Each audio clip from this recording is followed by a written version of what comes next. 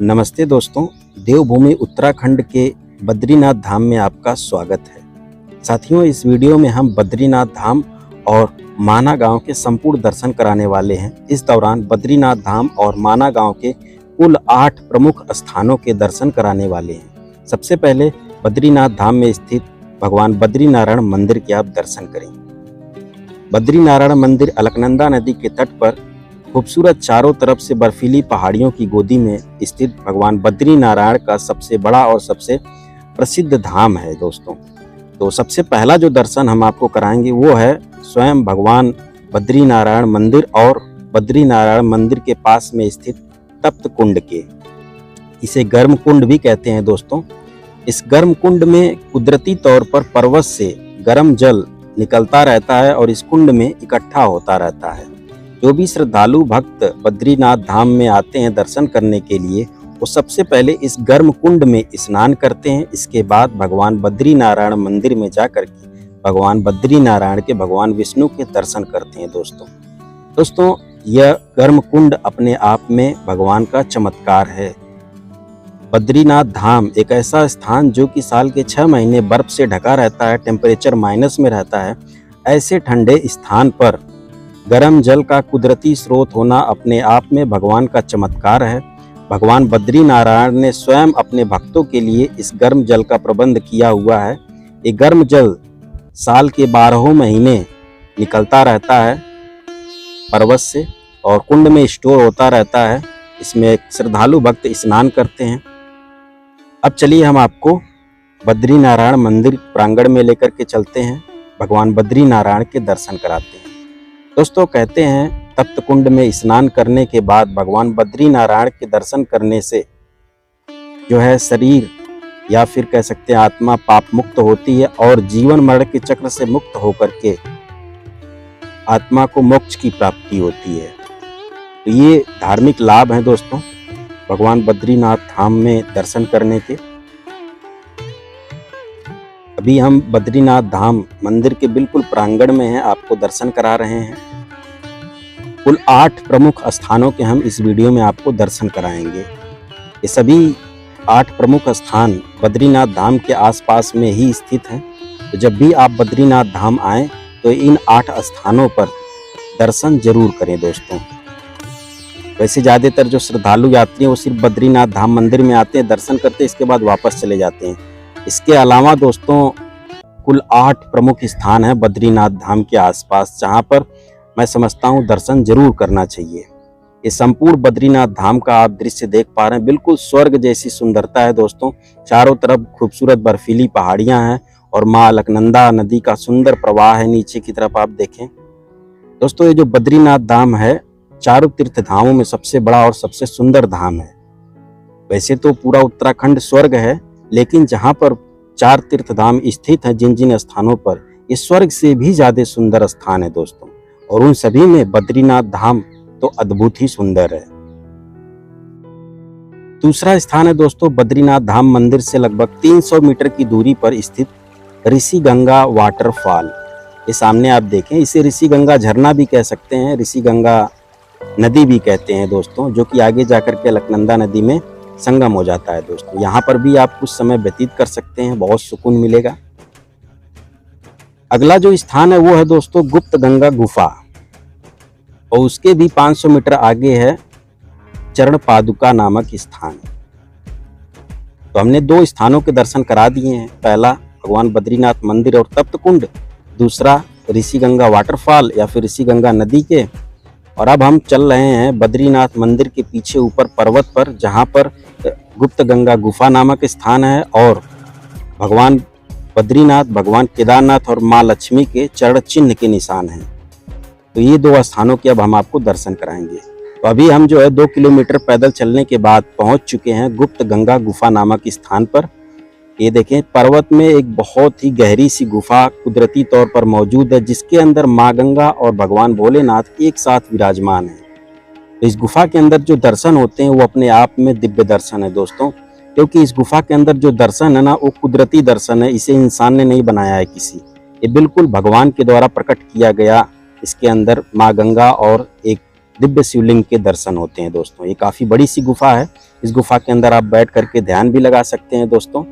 बाकी चलिए इस गुफा के अंदर हम आपको दर्शन कराते हैं। जैसा कि हम सभी जानते हैं दोस्तों कि जो माँ गंगा हैं वो भगवान शिव के जो है जटाओं में हैं, ठीक वही दर्शन यहाँ पर होते हैं दोस्तों। तो ये देखिए, सबसे पहले तो यहाँ भगवान भोलेनाथ के दर्शन है दिव्य शिवलिंग के। बिल्कुल शिवलिंग के बगल में ही यहाँ बहता हुआ जल का स्रोत है। ये देखिए, बहता हुआ जल का स्रोत है। इसे माँ गंगा का दर्जा मिला हुआ है यहाँ पर, इसीलिए इस स्थान पर गुप्त गंगा के नाम से माँ गंगा को जाना जाता है। तो हमने जो है आपको इस गुफा के अंदर माँ गंगा और भगवान भोलेनाथ के एक साथ बड़े ही दिव्य दर्शन कराए। गुप्त गंगा गुफा से लगभग 500 मीटर की दूरी पर चरण पादुका नामक स्थान है दोस्तों। एक बात और बता दूं दोस्तों, चरण पादुका स्थान से जब 7 किलोमीटर आप और आगे जाएंगे तो आप पहुंच जाएंगे नीलकंठ पर्वत। बाकी अभी ये जो आप दर्शन कर रहे हैं ये माता लक्ष्मी के चरण चिन्ह है दोस्तों, ये जो आप दर्शन कर रहे हैं।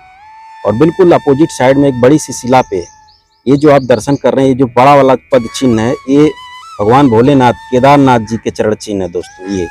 और ये ऊपर वाला जो छोटा वाला चिन्ह है, ये भगवान विष्णु के यानी बद्रीनाथ जी के चरण चिन्ह है। बिल्कुल बगल में ही ऋषि गंगा नदी का सुंदर प्रवाह हो रहा है दोस्तों। ऋषि गंगा नदी जो कि नीलकंठ पर्वत के चरण कमलों से निकलती हैं और यहाँ तक आती हैं, आगे जाकर के बद्रीनाथ धाम में अलकनंदा नदी में इनका संगम हो जाता है दोस्तों। ये बहुत ही सुंदर रूप के दर्शन है। अभी दोस्तों हम नीचे आ चुके हैं और यहाँ पर आप देखें तो कितना सुंदर स्वरूप है माँ अलकनंदा का बद्रीनाथ धाम में। बिल्कुल यहाँ पर एक यू शेप में कर्व लेती हुई माँ अलकनंदा प्रवाहित हो रही हैं।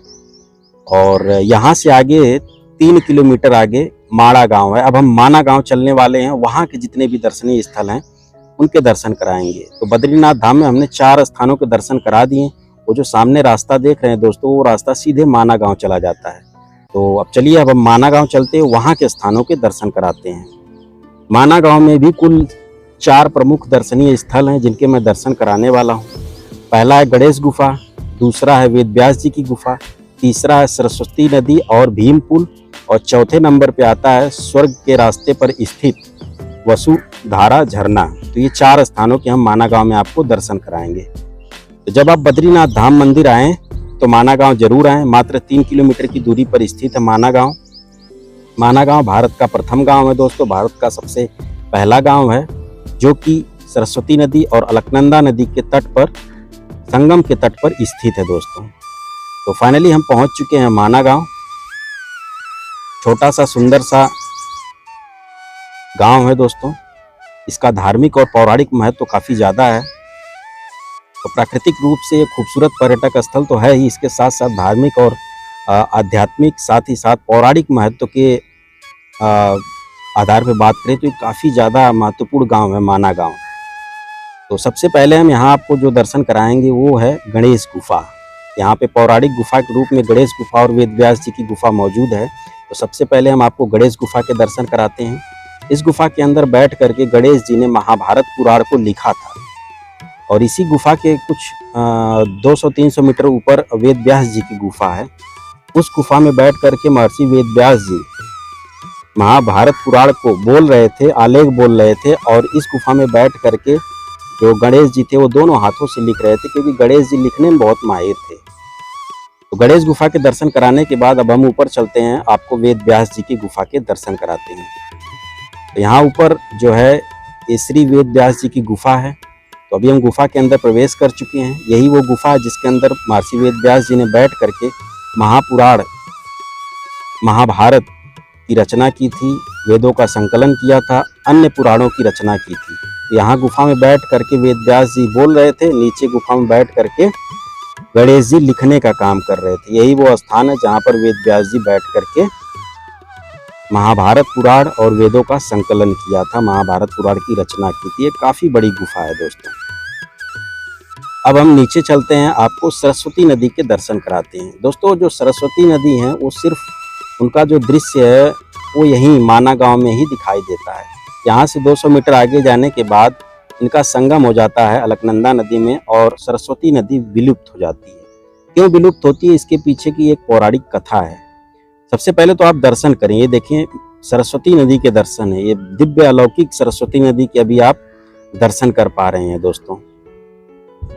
सरस्वती नदी का उद्गम स्थल ये माना गांव ही है दोस्तों। यहीं पर स्टार्ट होकर के यहीं से विलुप्त हो जाती है सरस्वती नदी। और ये जो जल की धारा आप देख रहे हैं, ये सीधे कैलाश मानसरोवर से जल धारा आती है, जो कि यहाँ माना गांव में गिरती है दोस्तों आखिर क्यों विलुप्त हो गई सरस्वती नदी, तो बताते हैं आपको। तो सरस्वती नदी जो है काफी जोर शोर से यहाँ पर प्रवाहित होती है। तो यहीं पर पास में 2 गुफाओं में बैठ करके वेद व्यास जी और गणेश जी महापुराण महाभारत की रचना कर रहे थे। तो जो सरस्वती नदी का शोर था वो काफी ज्यादा था दोस्तों। ये जो आप शिला देख रहे हैं, एक बड़ी सी शिला पुल की तरह, ये शिला भीम शिला है, भीम पुल इसे बोलते हैं, जो कि सरस्वती नदी के ऊपर बना हुआ है। इसे महाबली भीम ने बनाया है। जब वो आए थे और उन्हें स्वर्ग जाना था तो यहाँ पुल नहीं था, तो उन्होंने क्या किया, महाबली भीम ने इस बड़ी सी शिला को सरस्वती नदी के ऊपर रख दिया और पुल बना दिया। इसके बाद यहाँ से आगे वो स्वर्ग के लिए गए, क्योंकि स्वर्ग का रास्ता यहीं से स्टार्ट होता है। और इसीलिए आज इस पुल को भीम पुल के नाम से जाना जाता है। अभी हम नीचे आ चुके हैं सरस्वती नदी के बिल्कुल पास। तो दोस्तों जो वेद व्यास जी थे और गणेश जी, उन्होंने सरस्वती नदी से काफ़ी रिक्वेस्ट किया कि आप अपना शोर कम कर लीजिए, हम जो है गुफा में बैठ करके महाभारत पुराण की रचना कर रहे हैं, वेदों का संकलन कर रहे हैं। उनके रिक्वेस्ट करने के बाद जब सरस्वती नदी नहीं मानी, उनका शोर कम नहीं हुआ, तो वेद व्यास जी ने श्राप दे दिया और श्राप दिया कि तुम यहीं पर स्टार्ट होकर के यहीं पर विलुप्त हो जाओगी, पाताल लोक में चली जाओगी। और बिल्कुल इसी वजह से सरस्वती नदी यहीं पर स्टार्ट होकर के यहीं पर विलुप्त हो जाती है, पाताल लोक में विलीन हो जाती हैं दोस्तों। और सीधे फिर प्रयागराज संगम में जाकर के, त्रिवेणी संगम में, गंगा यमुना में इनका संगम होता है। अब जो है दोस्तों हम निकल पड़े हैं स्वर्गारोहण मार्ग पर। ये जो रास्ता आप देख रहे हैं, ये स्वर्ग का रास्ता है।